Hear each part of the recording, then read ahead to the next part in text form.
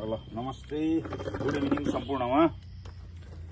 हामी अहिले कर्णाली प्रदेशको राजधानी सुर्खेत जिल्लाको वीरेन्द्र नगरपालिका वार्ड नम्बर 14 अन्तर्गत यो दैलेख जाने बाटोमा कटुका भन्ने ठाउँमा हामी लोकल दही खान आएको छौँ है। लोकल दही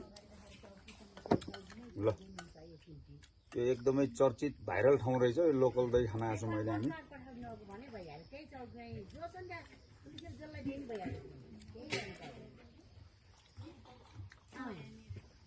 मलाई साथ दिनलाई हाम्रो एकदमै प्यारो मेरो सहमित्र हाम्रो प्रेम साई राजा आउनुभएको छ। अनि मेरो प्यारो भाइ कुमार। तपाईको पोखराबाट आएर पनि दही खाइयो है म्याम? तपाईको एकदमै राम्रो दही रहेछ।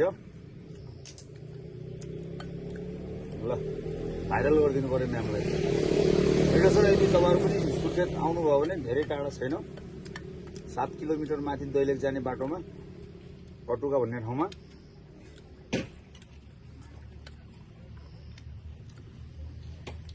आएर लोकल दही चिउरा खाएर जानु होला है त।